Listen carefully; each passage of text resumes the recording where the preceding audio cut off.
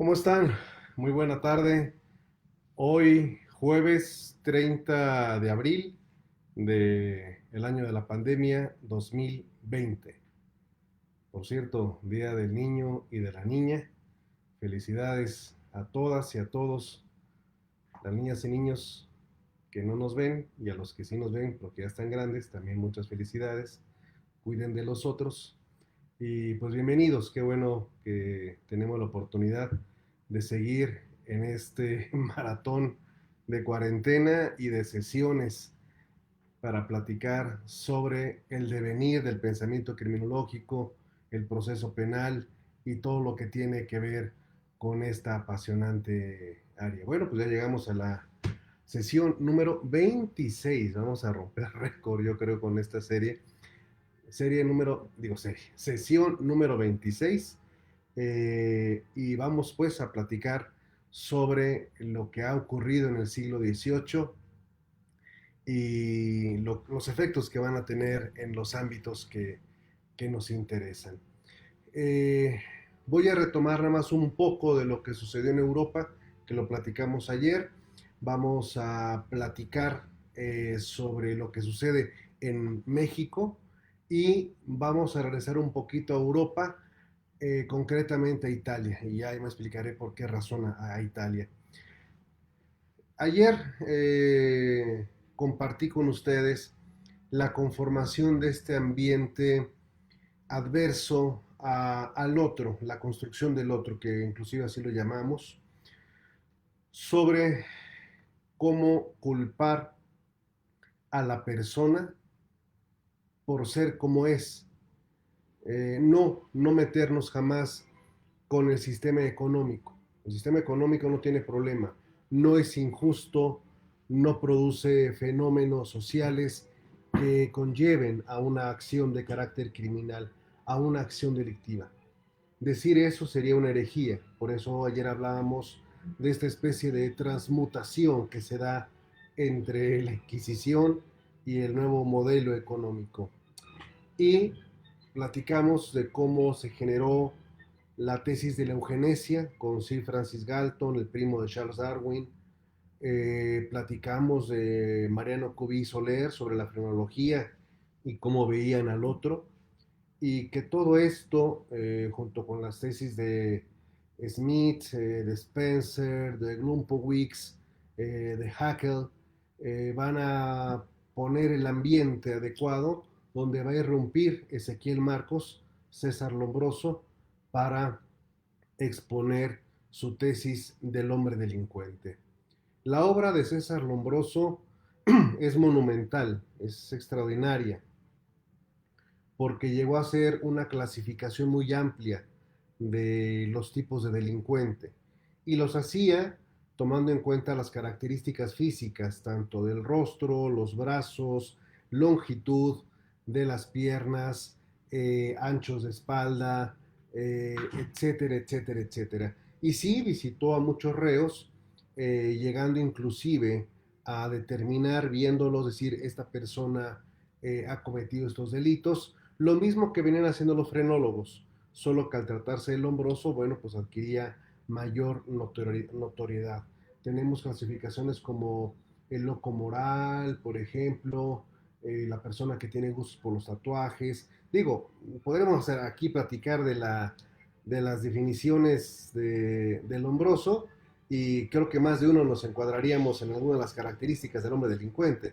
Por eso es que sus tesis fueron pues posteriormente dejadas. No deja de ser un avance científico relevante, pero bueno, luego hacemos un ejercicio y vemos quiénes estamos o no dentro de esas características. Lombroso tiene muchas obras, obviamente la principal, El hombre delincuente. Y quiero aquí nada más platicarles como mera anécdota de su vida, que esto no caracteriza su vida. ¿Ok? Para estudiar a Lombroso está el libro de su hija, la biografía que hace su propia hija. Y a los que estén interesados en esos temas les puedo recomendar una biografía muy, muy, muy amplia sobre los trabajos lombrosianos. Pero como anécdota nada más, para ponerle la nota de color, en ese siglo XIX, en el que Lombroso asombra al mundo europeo y el mundo científico europeo lo abraza y el mundo económico burgués lo abraza, hay una, ¿cómo le podríamos llamar? Una emoción social que va a dar paso a una conmoción, pero después de que irrumpe el Lombroso. Hay una emoción social y una especie de inquietud, de inquietud, porque hay una mujer londinense que dice que habla con los espíritus. Sí, sí, sí, espiritista. De esos que se juntan así y dicen, a ver, 3 golpes. ¿No? ¿Cuántos golpes? Eh, bueno, un golpe es no, 2 golpes sí. ¿Está usted ahí? No, no hay nadie. Bueno, entonces le piden al Lombroso que desenmascare el fraude que representa esta mujer, porque esta emoción social está generando desequilibrios en cuanto a regresarnos a la Edad Media, imagínense, o sea, regresarnos en el tema de que sí, los muertos salen, arrastran cadenas y hablan y todo eso. Entonces, Lombroso acepta el encargo, asiste a las reuniones, regresa a Italia y empieza a escribir. Y de hecho invita a esta mujer a Italia. Y una frase que escribe Lombroso, más o menos, no es al pie de la letra, dice, lamento que durante mucho tiempo negué lo que hoy he comprobado que existe, la vida después de la vida. Y Lombroso se vuelve espiritista, César Lombroso. Su familia intentó disuadirlo. Hubo quienes lo acompañaron a las sesiones y le decían es que ella hace trucos, hace esto. Pues no. Bueno, llegó a asegurar César Lombroso que habló con su mamá. Hoy en día, uno de los centros espiritistas allá en Roma, creo que está en Roma, perdonen por la dirección, creo que está en Roma, posiblemente me equivoque, hay un centro espiritista que se llama César Lombroso. Y él murió convencido de que el espiritismo existe. Y escribió sobre de ello. Bueno, esto nada más fue una mera anécdota sobre la vida extraordinaria de este hombre dedicado a la ciencia, al descubrimiento, y bueno, que pues, nos aportó estas tesis del hombre delincuente, el tipo lombrosiano que pues sí nos sigue afectando hoy en día, sobre todo en la periferia, ¿no? Como es nuestro continente. Bueno, vamos de regreso a México durante lo que sucede esto en Europa. De Carlos Marx hablaremos más adelante, a lo mejor en esta sesión o en la siguiente. Pero regresemos acá a México, al siglo XIX. Ya Santana, pues ya fue. ¿Se acuerdan que platicamos un poquito de las constituciones, la del 24, las del 36, sobre los tópicos procesales penales, de cómo se iban conformando?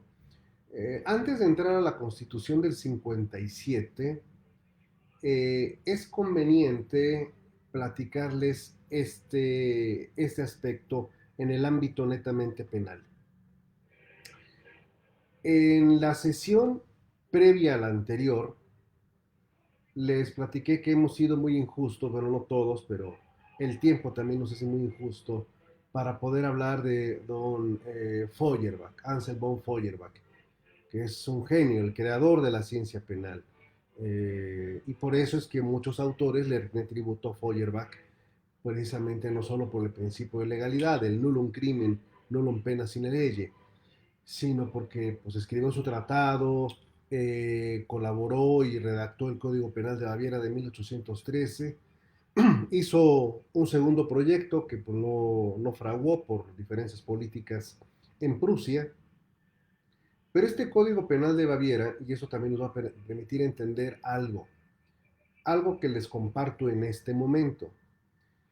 Siempre a un grupo de estudiantes, de aspirantes a penalistas, entre los que me suscribo como mero aspirante, nos preguntábamos por qué razón en México se seguía con tanto ahínco el derecho penal español. Uy, en aquellos ayeres, en la década de los ochentas, a finales de la década de los ochentas, nos iban a vender al entonces juzgado noveno de distrito en materia penal en el reclusorio sur famoso, dice el corrido. Había un personaje que nos iba a vender libros y todos los libros eran de derecho penal español. Hoy nos asombrábamos, ¿no? De ver un libro de derecho penal, además español. Y bueno, pues la ventaja es de que nos los vendía a pagos, ¿no? Entonces ahí comprábamos, ahí empezamos a hacer nuestra biblioteca. Eh, y pues sí, y luego cuando veía el libro, el autor siempre ponía palabras en alemán. Sí, ¿por qué en alemán? En vez de poner tipo penal, Tatbestand. Ay, y así, ¿no? Entonces citaban a muchos autores alemanes y todo. Y siempre tuve esa inquietud, dije, ¿por qué? ¿Qué tiene que ver España con Alemania? ¿Dónde está el vínculo? Años más tarde, expresé esta misma inquietud, pues allá, ¿no? En España, tanto en las universidades de Madrid como en la de Salamanca. Y bueno, pues ya pude entender el contorno social, la admiración que se tiene intelectualmente hablando de España hacia Alemania y por qué no a Francia, por ejemplo, ¿no? ¿Por qué a Francia es diferente y por qué Alemania es otra cosa? Bueno, resulta ser que cuando se emite el Código Penal de Baviera de 1813, eh, quienes van a retomar el código, la estructura del código, del Tratado de Feuerbach, van a ser los españoles. En España se hace el primer código penal en 1822. Les voy a pasar el link porque me interesa que lo puedan ver, porque aquí estamos aprendiendo o pretendo transmitirles el interés para aprender sobre la historia del derecho penal, porque quien no conoce su historia está condenado a repetirla, ¿no? Así dice el adagio. Entonces, el Código Penal de España es interesante por lo que contiene. Nada más les leo poquito, es para efecto de poder pasar al siguiente tema, ¿de acuerdo? Digo, tampoco quiero abusar de la lectura, pero mire, comete delito el que libre y voluntariamente, libertad y voluntariedad. Hombre, si lo analizamos desde el punto de vista sartriano, aquí nos quedaríamos, pero a ver, no. Comete el delito el que libre y voluntariamente y con malicia. 3. Libremente, voluntariamente y con malicia hace u omite lo que la ley prohíbe o manda bajo alguna pena. ¿Correcto? En toda infracción libre de la ley se entenderá haber voluntad y malicia mientras el infractor no pruebe o no resulte claramente lo contrario. Nada más de este artículo, que es el similar del Código Penal de Baviera de 1813, pues se puede hacer pues un tratado. ¿Me explico? Comete delito el que libre y voluntariamente y con malicia hace u omite. Entonces vamos a ver en qué consiste la libertad, en qué consiste la voluntariedad, en qué consiste la malicia y además cuáles hechos pueden ser por acto, cuáles pueden ser por omisión. Y bueno, eso es lo que va a suceder en Alemania. Los filósofos del derecho, los filósofos que se fueron al área del derecho y que el derecho escogieron a la mejor rama del mundo mundial, que debería de ser la única, que es el derecho penal, encontraron en el derecho penal una beta amplísima para poder descollar sus conocimientos. Con el debido respeto a otras áreas innecesarias del derecho, no hay un tratado de filosofía o un filósofo que despliegue la obra en ese sentido, en lo agrario, laboral y todas esas cosas. No lo hay, no existe, no existe, no existe, no existe. Y en cambio, la riqueza de la ciencia penal alemana es que la gran cantidad de filósofos que van a existir, muchos de ellos se van a decantar por el ámbito penal. ¿Por qué? Porque tiene que ver con el poder punitivo. Porque tienen, fíjense nada más, el mensaje extraordinario. Porque hay quien va a afirmar que el derecho penal tiene como finalidad proteger al ciudadano del derecho penal. Porque el derecho penal se va a convertir, en cuanto a su dogmática, en los límites del poder punitivo. Esa es la grandeza de la dogmática jurídico-penal, el límite del poder punitivo del Estado. Y quienes lo van a realizar son los alemanes, los filósofos alemanes. Los españoles, por la proximidad y reconociendo la intelectualidad alemana, que en estos tiempos podemos hablar, estamos en el siglo XIX, bueno, pues imagínense nada más, vamos a hablar de Nietzsche, ajá, vamos a hablar de, bueno, aunque es más para bajito, mucho más para bajito, porque es prácticamente siglo XX, Heidegger, pero Kierkegaard, aunque no es alemán, es danés, y muchas otras mentes que influyeron en todo lo que vamos a ir viendo. Entonces, los españoles van, aprenden, reciben los documentos, los traducen al español y empiezan a escribir sobre derecho penal español siguiendo las ideas de los alemanes. Les estoy hablando apenas del siglo XIX. Entonces, México se convierte en un receptor por el idioma de España para los inicios del derecho penal mexicano. Entonces, por alguna circunstancia que pues yo no puedo explicar, me toca solamente transmitirla, ocurrió lo siguiente. Estoy tratando de buscar la parte concreta de la cita, porque fíjense ustedes que en 1835, en México, recordemos, Baviera, 1813, España, 1822, México, 1835. En México se expidió en el estado de Veracruz el primer código penal, el primerito, el primerito, el primerito, el primerito, el primerito, el primerito, en Veracruz. ¿Por qué? No se sabe, pero ahí fue.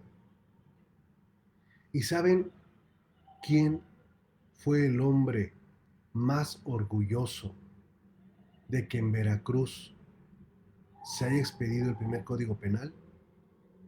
Nuestro maestro de maestros, nuestro genio, don Celestino Porte Petit Candaudat.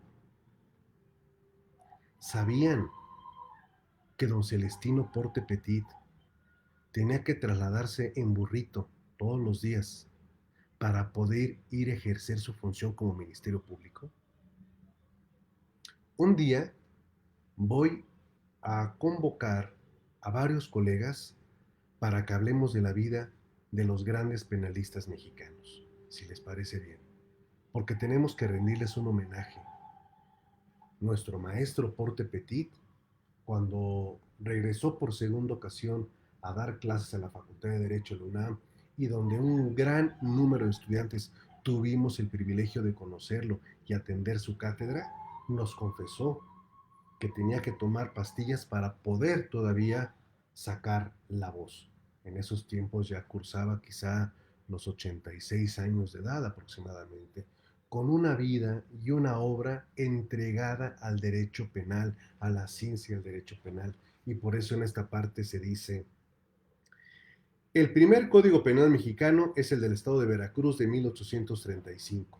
Así lo pone en su libro Apuntamientos de la parte general del derecho penal. Y entonces el autor que lo está refiriendo dice: esta frase habrá que leerla con la emoción que le acompaña, pues un veracruzano sin disposición afectiva es impensable. Claro, por supuesto. Así que un abrazo y un agradecimiento y un homenaje a don Celestino Porte Petit, donde quiera que se encuentre, porque gracias a sus clases, gracias a sus libros, a mucho nos ha interesado y seguimos intentando estudiar el derecho penal. Bueno, pues aquí está el Código Penal de 1835. Les voy a leer unas partes nada más para que se den cuenta, sí, de lo español, pero también de la causa de muchas confusiones, si me lo permiten, ¿de acuerdo? 1835. Dice el artículo primero: la ley castiga los delitos con las penas siguientes. ¿Ok? O sea, nuestro código penal, el veracruzano, el mexicano veracruzano, no empieza con definir la malicia o el delito, no, no, no. Empieza con las penas. Empieza fuerte, dicen, estas son las penas que se van a aplicar. Y vean nada más ustedes. La primera, de muerte. O sea, no evolucionamos mucho después de la Inquisición y con la independencia y todo eso. Entre otras, vienen los trabajos forzados, la infamia, la vergüenza pública, ¿correcto? Eh, la pérdida de los derechos de ciudadano, pero vean aquí esta parte interesante, que es el número 23 del artículo primero, son penas, las penas. La pena 23 es la siguiente, pongan atención: pérdida del instrumento o cuerpo del delito. ¿Mm? Pérdida del instrumento o cuerpo del delito, es decir, con lo que se cometió el hecho delictivo.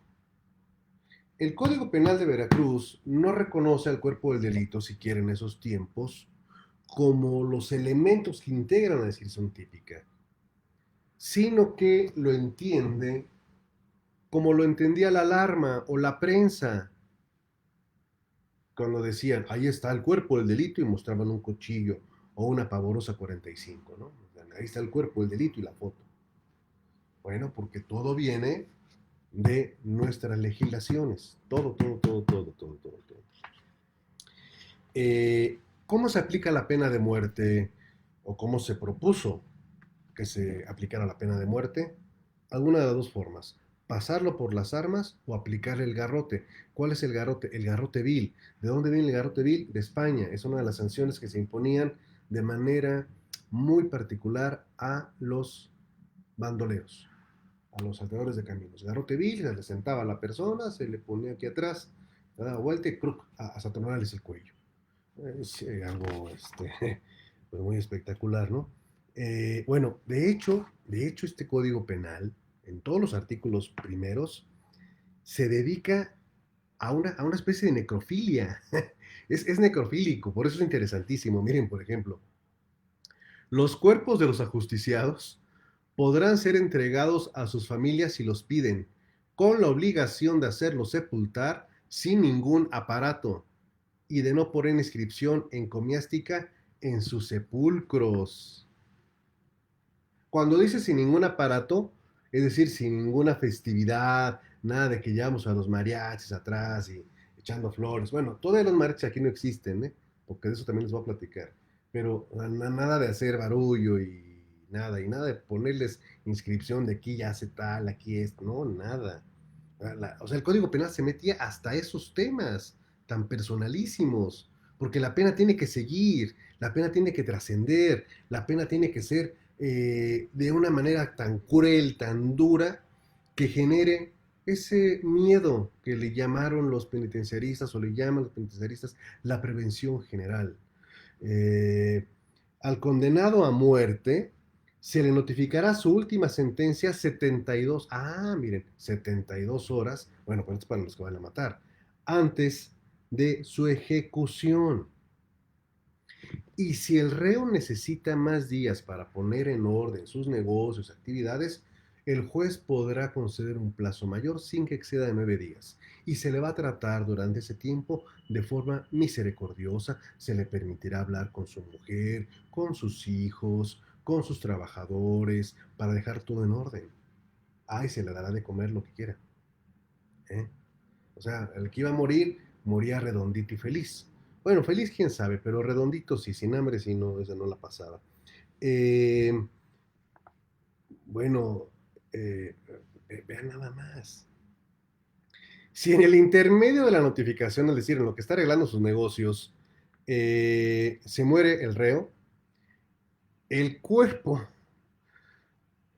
el cuerpo del reo será metido en un féretro y será llevado al cadalso y será abierto para que todos lo vean, como una ejecución ahí, siempre y cuando los facultativos de salubridad no digan que corre riesgo de alguna infección la población. Esto está en el artículo 7. Y bueno, no se le permite hacer ninguna arenga antes de que sea ejecutado.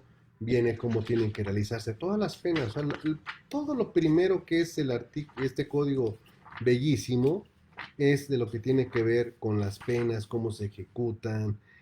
Está la pena de destierro del Estado. Ajá, la infamia, porque se le colocaba a la pena de infamia era ponerlo en el centro de Veracruz con un letrero de madera diciendo su nombre, domicilio y de qué se le acusaba y la pena. Y tenía que estar 1 hora para que todos lo vieran. ¿Se acuerdan de la Santa Inquisición?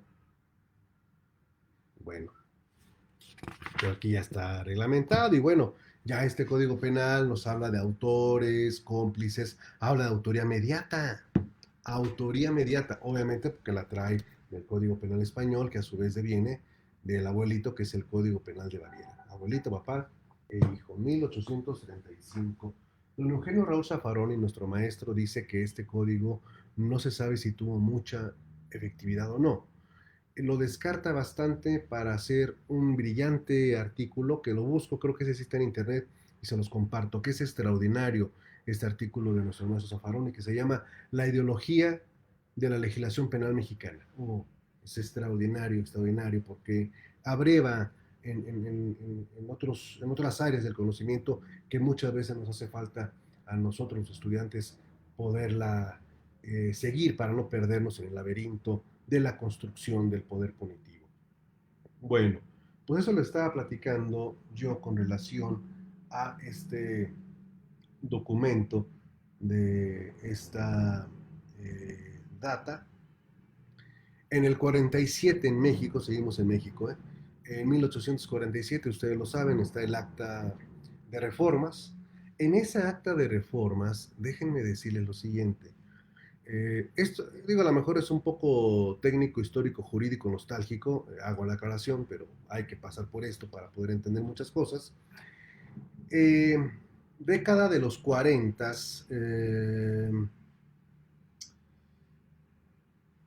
más para que vean, porque digo, hay mucho interés, mucho interés en asemejar nuestras leyes a la de los Estados Unidos. Mucho, muchísimo.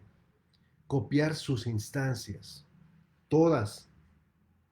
No olvidemos, estimados auditorio, teleauditorio, videoauditorio, no olvidemos, por favor, que la primera implantación del sistema acusatorio en México fue en 1828.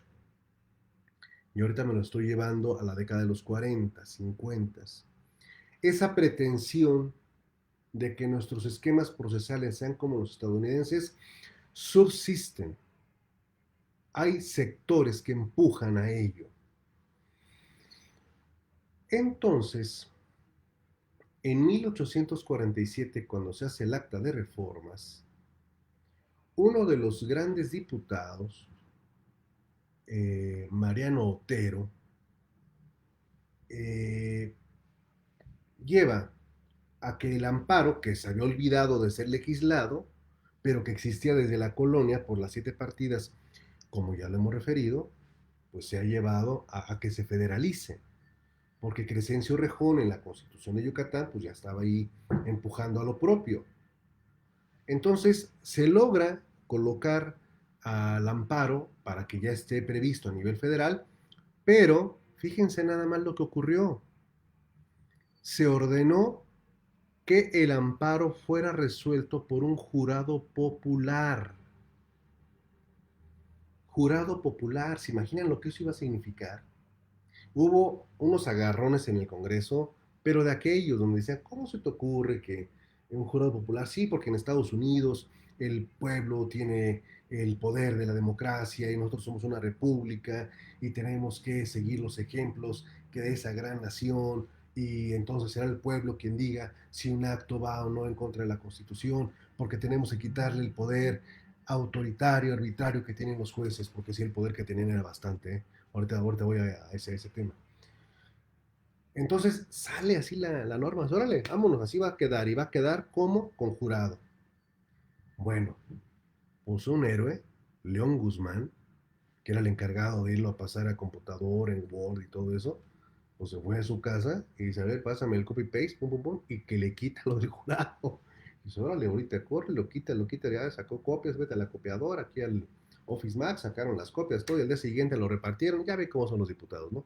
No leyeron nada, aprobaron y todo, y cuando se dieron cuenta dijeron, la torre y el jurado, se me pasó. Gracias a León Guzmán, no tenemos jurado en el juicio de amparo. Así que hay que agradecerle ahí al señor On. Entonces, eh, en esas décadas 40 a 50, eh, el Tribunal de la Acordada ya no está funcionando como tal, pero los jueces de instrucción se quedan con todo el poderío del Tribunal de la Acordada. Son, como les había dicho, los que ordenan la detención, investigación, procesamiento, encarcelamiento, condena. Hacen todo, ellos lo hacen. Por esa razón, por este poder que están teniendo los jueces de instrucción en el ámbito criminal, es que las fuerzas políticas y los autores de la época, los profesores de derecho de aquellos tiempos tan extrañables, eh, proponen como una medida de contención a ese poder despótico arbitrario la instalación del jurado en México. Pero bueno, todo quedó en esa escaramuza por lo que tiene que ver con el amparo. Y para estos tiempos había una cárcel que era la cárcel de la Acordada, pero como ya no tenía las condiciones óptimas para seguir recibiendo reos, se tomó la determinación de que un convento de monjas, ubicado allá en la Ciudad de México, para ubicar a la gente que medio conozca la Ciudad de México, hoy, bueno, es en el cruce de dos avenidas, una se llama Cuauhtémoc, que es un eje, creo, un eje que corre del norte al sur, y hay una avenida que corre del oriente al poniente, que se llama precisamente en honor de ese convento Arcos de Belén. Entonces, en esa esquina de eje Cuauhtémoc y Arcos de Belén, ahí todavía debe existir hoy en día una secundaria que se llama Secundaria Revolución. Ahí estaba el convento de las monjas de Belén. Ahí se construye, bueno, no se construyó, sino que se utilizó el convento, todas sus instalaciones para hacer la cárcel de Belén. Ahí estuvieron, hombre, cantidad de personajes. Ahí estuvo Fernando, el del Periquillo Sarmiento, Fernando de Lizardi. Lean el Periquillo Sarmiento. Si les gusta el tema penitenciario, ahí viene toda su historia de cómo lo trataban, de cómo lo golpeaban, cómo tenía que hacer la vagina. No, antes de este gran autor, de José Revueltas, antes de José Revueltas está Fernando de Lizardi, en el Periquillo Sarmiento. Léanlo, ahí viene la droga, la marihuana. La marihuana era legal, no había problema, ya lo vimos en la última sesión de ayer, ¿verdad? Cómo se vienen dando las cosas. Y por cierto, les debo los comentarios de los chinos, el opio y todo eso, pero ahorita voy para allá. Entonces se hace la cárcel de Belén, muy célebre. Bueno, ¿saben por qué también se hizo célebre? Porque había una pareja de varones que eran pareja, Margarito, y no, el otro nombre se me barrió el otro nombre, pero es Margarito. Bueno, era una pareja feliz, ¿eh? Porque se dedicaban a lavar ropa y a plancharla. Bueno, sabían que la gente de los juzgados llevaba su ropa a lavarla ahí, por lo bueno que eran Margarito y su novio. Eh, ya ahorita no voy a encontrar el nombre de la pareja, pero es extraordinario. Eh, lo que en esta casa entrare, ponga remedio en su vida, que en su mano está la entrada y en la de Dios la salida. Son algunas de las notas y anotaciones que dejaban por ahí los, eh, los distinguidos huéspedes que llegaron a estar por ahí, ¿no? Pero sí estaba llenita, ¿eh? O sea, había más de 10,000 reos, ¿no? Para que se den cuenta. Bueno, ya, ahí luego les debo el nombre de la pareja de estos. Eh,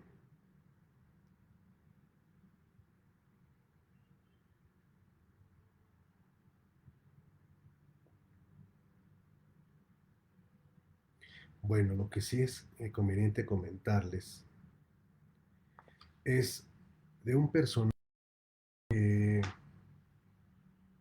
es muy célebre. Bueno, era célebre en aquel tiempo.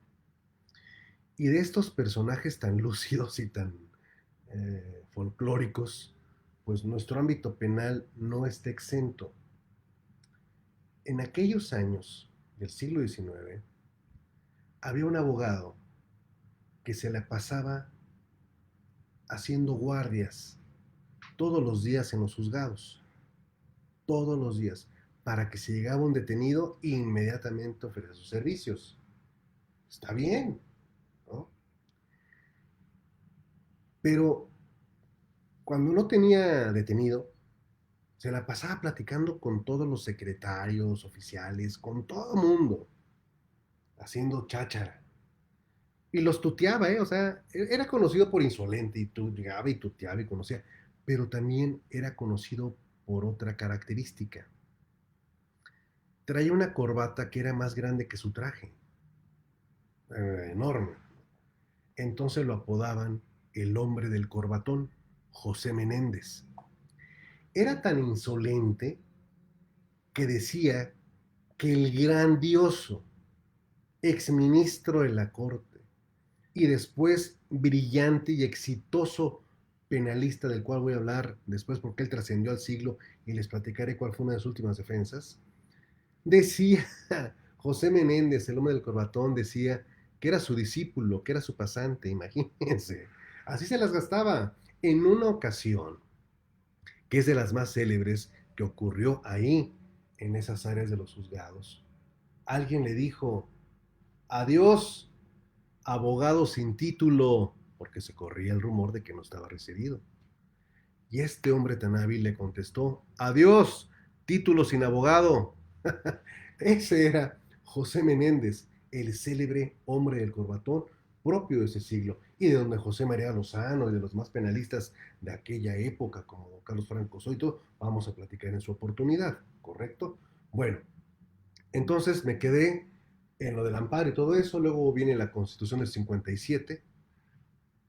Esta Constitución del 57, bueno, es la primera, bueno, va a ser la que ya pone el plazo para el auto de bien preso en 3 días. ¿Se acuerdan que antes eran 60 horas? La Constitución del 57 ya lo va a pasar a 3 días. No maneja el plazo 72 horas, habla de 3 días. Pero aquí se va a aplicar a nivel constitucional por primera vez una prohibición. Esta prohibición es para que se den ustedes una idea del poder despótico y autoritario de los jueces de instrucción. De los jueces de instrucción. ¿Por qué? Miren ustedes. Los jueces de instrucción que tenían este poder omnímodo de tener la policía a su disposición de acuerdo al partido judicial donde dispensaran. Por esa razón, al estar la policía bajo su adscripción dependiendo del partido judicial, es que a esa policía se le denominó policía judicial. A lo mejor muchos de aquí ya son millennials, todavía no hay pandemias, pero millennials, y no habían escuchado esta frase de policía judicial. Pero no, hombre, en nuestros tiempos, uy, si les contara, ¿no? Policía Judicial Federal, y no, hombre, ya les contaré varias historias de ello. Pero a eso obedece. El juez tenía en su partido judicial a la policía y les ordenaba, y vete y deténme a este, y ahora detén a aquel, entrevista a aquel. Era un poder absoluto. Pero el problema es de que los jueces comenzaban a tomar bandos, es decir, soy conservador, pues me enchirono a todos los liberales. Y el juez liberal pues enchironaba a todos los conservadores. Por esa razón, en la cárcel de Belén, hombre, fue hotel de paso de muchísimos periodistas, de muchos escritores que por lo que publicaban, pues órale, me difamó, me injurió, órale, va para el bote y así. Entonces, esto era tan incómodo porque en ocasiones los jueces utilizaban estas tácticas para resolver disputas de carácter políticas o personales.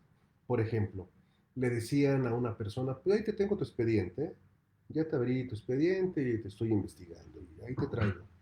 Entonces, la investigación tomó un aspecto como de una condena adelantada.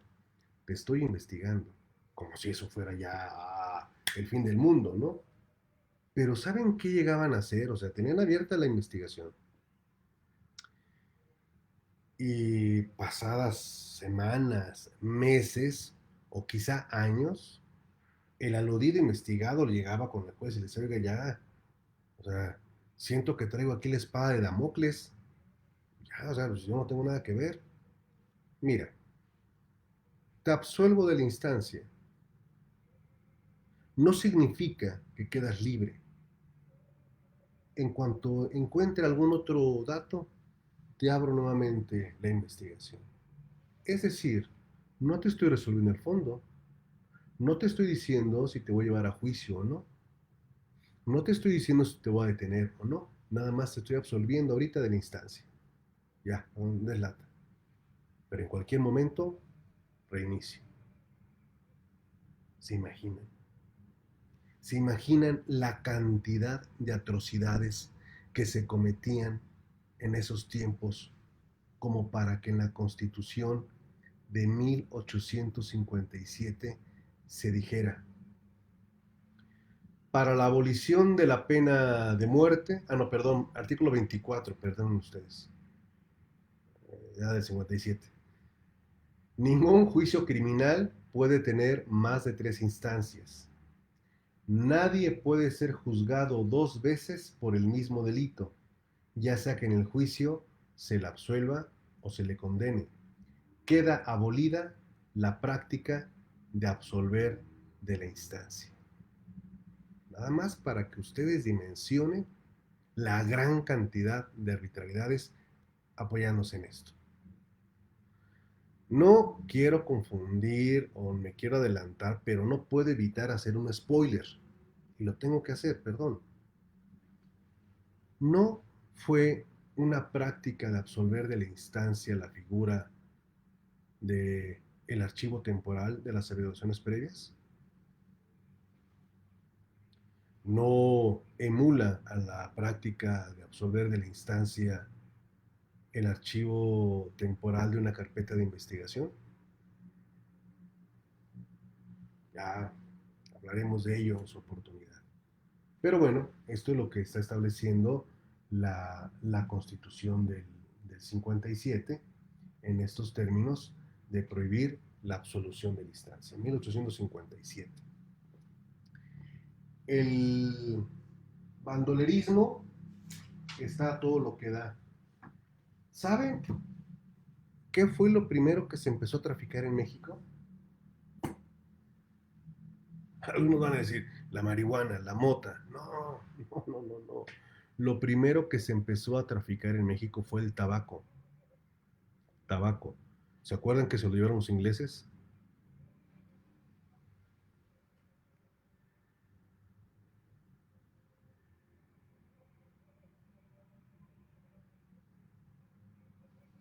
¿Quiere usted saber los orígenes del crimen y del contrabando en México? Hay que ver la vida de Astucia. ¿Ok? Aquí viene todo. Todo, todo, todo, toda su historia, por dónde traficaban, etc. Siglo XIX, Astucia. ¿Ok? Y gracias, Rosy. Gracias, Rosita. Aunque no coma, pero muchas gracias. Mire, este librazo me lo regaló Rosita, allá desde Colima. Es un libro que nos habla de una manera extraordinaria de los bandoleros que azotaron el sur de Jalisco, Ciudad Guzmán, donde se escondían sus cuevas, sus amoríos. Es extraordinario. El libro relata de una manera extraordinaria los robos, los asaltos, cómo se van fugando de los... aquí hay una parte como les dice a los policías, creo que les llama gendarmes, capitán, algo así. Es un libro extraordinario. Si lo pueden conseguir, se los recomiendo mucho porque yo no se lo voy a regalar, porque es mío. Ok, ahí está, Refugio Barragán de Toscano, La hija del bandido o Los subterráneos del Nevado. Ok, bueno, ¿se acuerdan que les dije que en Morelos y Guerrero atacaban los bandidos de Río Frío por lo de las minas? Bueno, cuando a Juan Yáñez ya lo Tuzan se va para allá, quedan desperdigados los bandidos de Río Frío, pero no queda eliminado el ánimo delictivo. El ánimo delictivo en la zona de Morelos va a subsistir y se va a organizar una de las partidas más numerosas y desafortunadamente efectivas en el tema del robo y del secuestro. Sí, desgraciadamente, en Yautepec, Morelos. Y toda la historia de esta organización criminal nos las va a relatar un político, literato, perdón, poeta extraordinario, don Ignacio Manuel Altamirano. Sí, aquel que escribió Navidad en la montaña. Pero este hombre se va a documentar para escribir la novela cumbre del bandolerismo en México, que se llama El Zarco. Claro, la historia de Toñita, de Manuel el Indio, ¿ok? Manuela. Entonces, ¿quieren conocer la historia del bandolerismo en México? Ya les di uno de los libros de Maslow, el de Manuel Paino, de los bandidos de Río Frío, y es infaltable leer El Zarco, que es extraordinario. Y es real, ¿eh?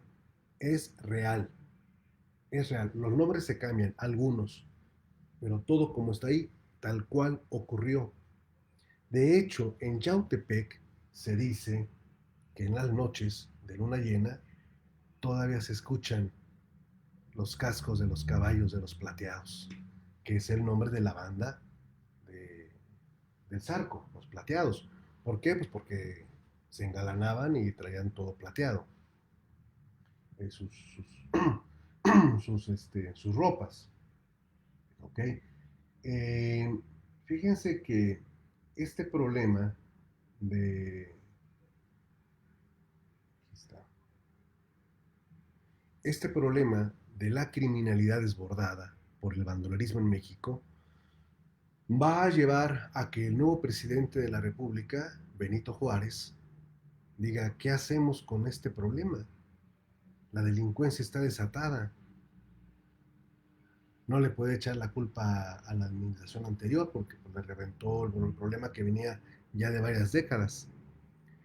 Y entonces, cuando sus sesudos asesores le dijeron, en España, señor, hicieron una ley contra salteadores de caminos, a verla cómo es, pues hagan un igual, leyes de emergencia. Se establece la pena de muerte para salteadores de caminos quienes están fuera de la protección de los derechos de las personas. Y hago la referencia de esto, de que está fuera de la protección de los derechos de la persona, porque ¿se acuerdan que platiqué de la Constitución del 57? Permítanme nada más darle lectura al artículo primero de esta Constitución, a ver si les suena conocido. El pueblo mexicano reconoce que los derechos del hombre son la base y el objeto de las instituciones sociales. En consecuencia, declara que todas las leyes y todas las autoridades del país deben respetar y sostener las garantías que otorga la presente Constitución. ¿No se les hace parecido un poco a nuestro actual artículo primero, obviamente con más amplitud? El pueblo mexicano reconoce que los derechos del hombre son la base y el objeto de las instituciones sociales. ¿Qué pasó después entonces? ¿Qué pasó en el 17? ¿A quién se le olvidó esto? ¿Por qué se tuvo que reformar en 2011 nuestra Constitución para volvernos a recordar algo que ya estaba en la Constitución del 57? ¿Fueron las resoluciones en contra del campo algodonero y muchas cosas más? Lo veremos en su oportunidad, todo eso.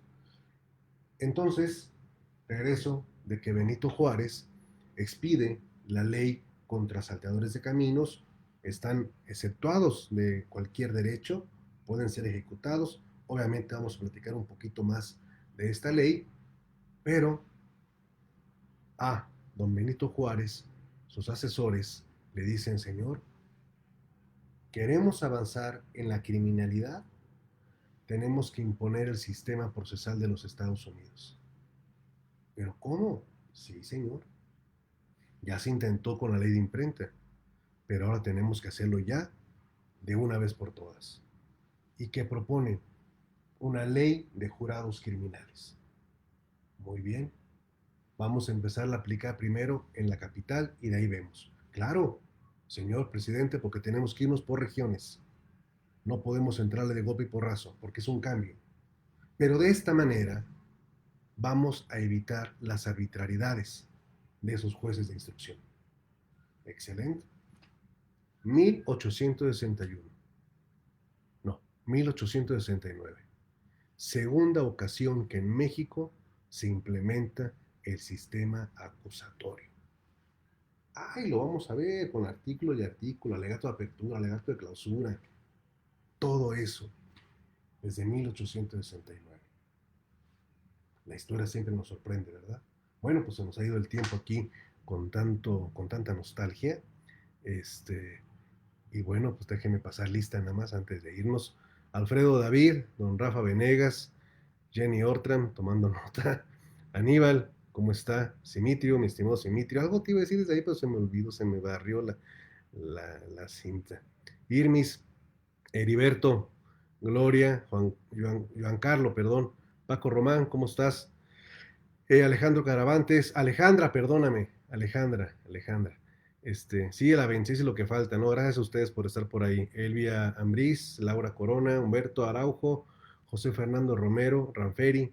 Luego, cuando puedan, me ponen de dónde escriben para saber de dónde, ¿no? No. Y Ranferi, saludos, Octavio. Y les voy a poner varios posts de lo que platiqué hoy y artículos para que los puedan consultar. Octavio Prado, Maggie, saludos, Hermosillo, Margarita Seda, Jorge Casiano, Alfredo Díaz Melo, Ramón Cruz. Con esa barba se parece al demonio. No me parezco, Ramón. Anuar Sarabia, Policarpo Garza, saludos allá a Monterrey, Oscar Iván, Rosa María Andrade, gracias por el libro, saludos allá a Colima, Marbella Soto, Heriberto Caravanzo, aquí estamos ya, Alexa Jaramillo, ¿cómo estás?